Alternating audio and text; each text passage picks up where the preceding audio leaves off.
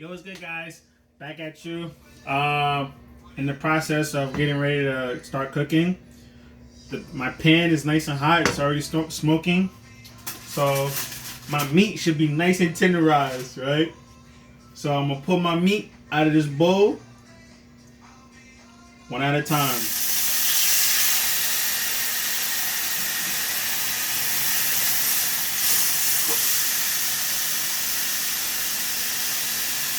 As nice and cold as the meat is, and whatever fat that's still existing on there, it's allowing that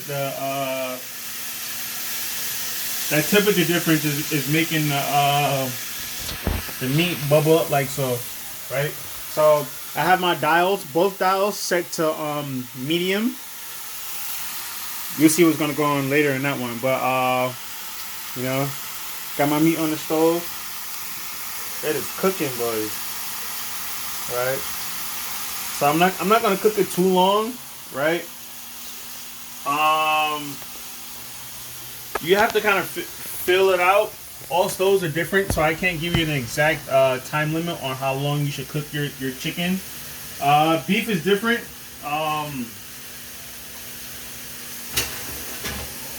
You don't have to necessarily cook it all the way through. I like to cook the chicken through because that's a health and safety hazard right there if you don't cook it all the way through, unless you're in Japan. You know. What I like to utilize to flip my chicken over, that's right, chopsticks, right? So I'm gonna take you over here. My stove is still on medium. I'm gonna bring it down a little more. It's like it's cooking too much. Check that side. How's it look? Since I cut these in half, they're cooking a lot faster than I intended on them cooking. And woo! See that little crispness on that layer. I'm gonna flip this one back over so I can get that same crispness on there, right? That little layer, is everything. And it's a small stove, so I won't be able to cook exactly how I'd like to. So do what I can. You only do what you can, Bump the heat back up a little. You don't want to cook it too long either. Once you cook it too long, then you open up another can of, wildness. So the same marinade that I took the chicken out of, I'm gonna pour it in on the side because I already flipped my chicken over, and I'm gonna let that marinade get hot, right? Let it heat up. That consists of all the garlic and the cumin and the soy sauce and a dash of salt that I placed in there. As well as the lime, the fresh squeeze of lime. We're gonna let that cook. Get up to a certain temperature. I don't have a thermometer. I'm just gonna judge it by eye, right? You can also use another method if you have a toothpick, right? If you have a toothpick, you can pierce that toothpick. I'm gonna turn this down because I don't want it to cook too fast. You don't want it to cook too fast, right? So you can use a toothpick, right? Pierce the center, right?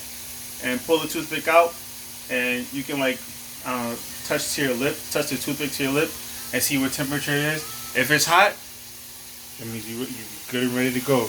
But if it's cool to the touch, that's a no. That means your chicken is raw, dog. So you gotta keep going. You gotta keep going.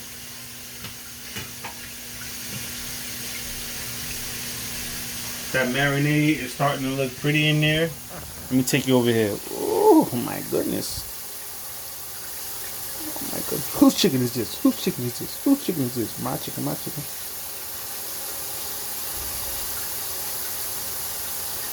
Now, something like this you don't want to cover, right? Because it's chicken breast, right? So with chicken breast tends to be dry. It tends to get dry. when you cook it, right? So I tend to, ooh, okay. You can also feel by texture, like if your meat is, you know, done or not, right? And the marinade that I just placed in there, it should have already basically been purified, you know, via heat. So I'm gonna turn the that dial, down a lot more, and I'm gonna head over to the other side. And on the other side, what we got cooking here is some or what we're gonna have cooking there is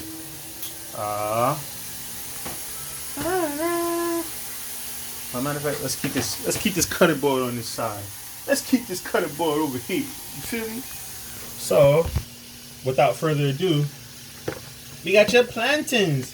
And my oil should be heated up enough, right? One way you can test that to see if your oil is heated up enough is you can go ahead and use some starch. I'm going to use this Japanese starch that I have and dash a little bit in there. See what happens. Oh yeah.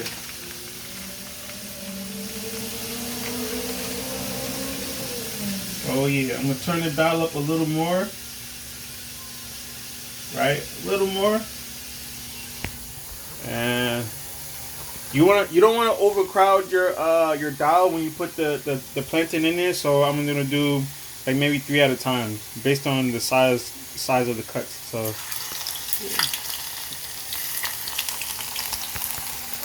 see, that's cooking nice and well. I have some more chopsticks in my kitchen drawer that I've acquired. I'm gonna flip these over. You don't want to cook them too long.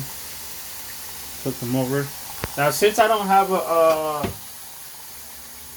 any more paper towels, real ghetto over here, I'm going to utilize my strainer.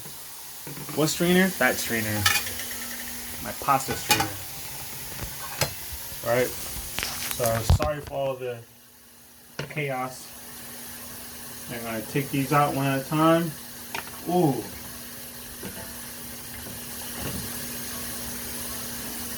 Ooh. And you're like, why is he using a pasta strainer? Oh no, how could he? How dare you? Now what you can do, after that, they're nice and golden.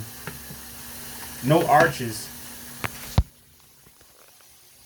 Nice and golden. Now what you can do is, you can dash a little salt in it. I wouldn't do too much because, like I said, I'm going to be utilizing this to dip in my to utilizing it as a chip for my guacamole and salsa. So, but if you want to eat some by themselves, then you can just go ahead and salt to your preference. Throw some more. I'm sorry, this is in the way. Go ahead over here. Now I'm gonna throw some more plantains in there. Like, remember I said 3 at a time. 1, 2, 3. Because I'm using a small sauce pot, and you don't want to overcrowd. You don't want to overcrowd your working space, because then everything won't cook to its perfection. What you've seen there.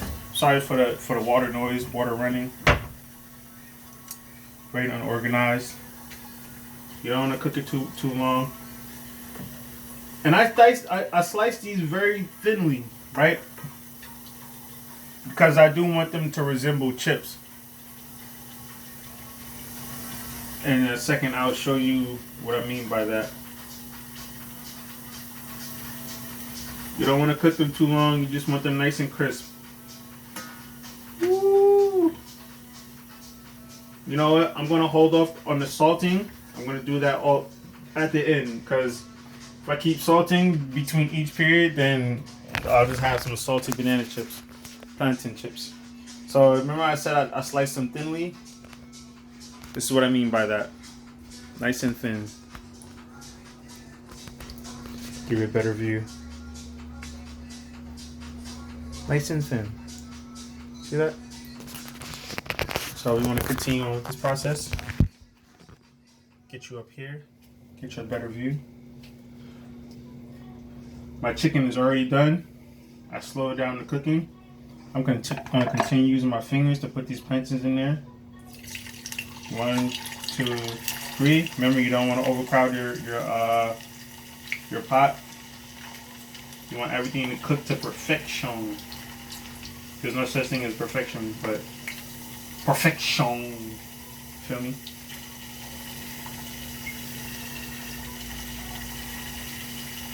Now you can cook them as crisp as you want. If you want them to be like super hard and crisp, I recommend about 20 to 30 seconds each side. Right? So you do your full cook on one side and then flip. Do another 30 seconds and you have some nice crunchy chips. Well, mine aren't too crunchy. Like for example, it's just a simple crisp. You heard that? So if you want them more crisp than that, then you gotta leave it in a little longer. Sorry, that's my trap phone. I got 2 phones.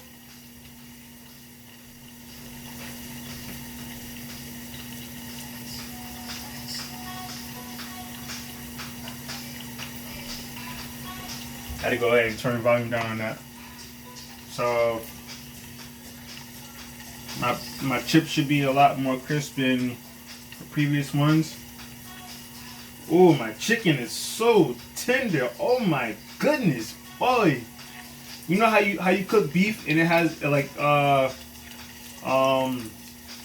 you know when it gets soft, not soft, but like it has that nice soft touch in the middle. It's not hard, but when you touch it, it like bounces back. Nah, it's not doing that. This is like that grade A Wagyu beef, boy. My plantain chips are nice and crisp. Ooh, I like it like that. I like it like that. I like it like that. I got so. I'm sorry for all the breaks in between. I'm gonna continue cooking. 1, 2, 3. I'm just gonna add one more in there because due to the size, I'm able to add a little more in there. Like I said, 30 seconds each side is ideal for like an extra crisp. Yes, the ones I just finished cooking, they're extra crisp now, and they're not burnt or anything. I'll give you a better view. Sexy, isn't it, huh? Oh my goodness. And that chicken over there, it's pretty much done. I'm just gonna leave it on the burner, you know, just to keep it warm. I'm gonna turn this burner all the way to its lowest point and let it do its thing while I have my plantano chips cooking.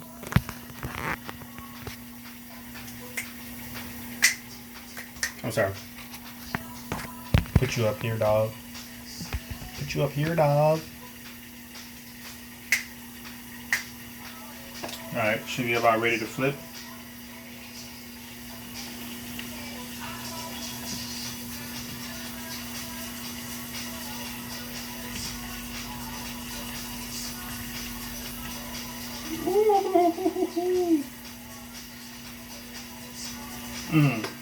Yes. Yeah. Y'all know the Bronx line?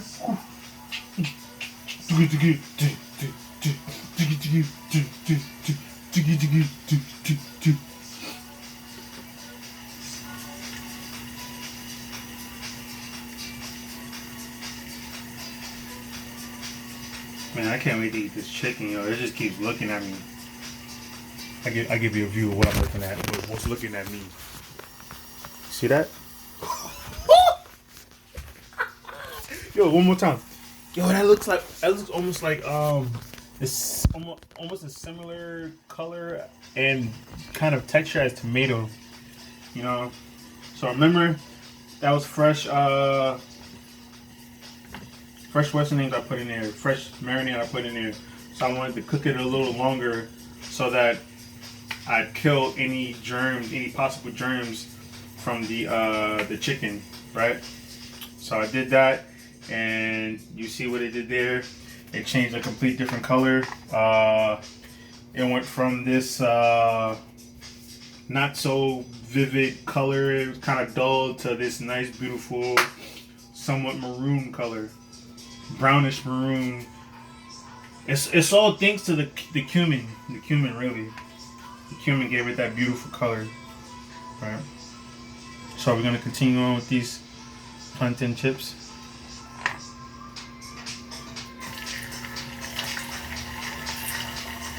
Give the oil a little bit of time. So you wouldn't have to do this tedious process like I'm doing if you had a bigger pot. But due to basically size constraint, kitchen is really small. It's a hotel kitchen. Due to those factors, I have to make do with what I have, and I'm not complaining. I'm very content. Enjoying it. Rinse my hand because I just touched my sides. And I know you germaphobes out there. Oh my gosh, he touched his sides and went and touched the food again. Oh no, the world is ending.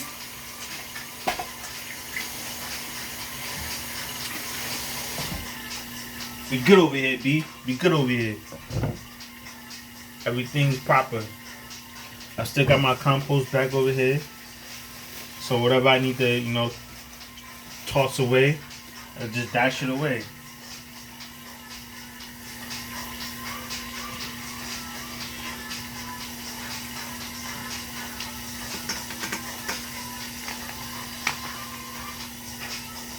Man, these plantain chips are looking amazing, boy. Oh my goodness, and the crispness. This Christmas, I'm cooking plantains, and I finished the chicken on the left. But it ain't Christmas, it's April, and I'm still standing here. It's almost night.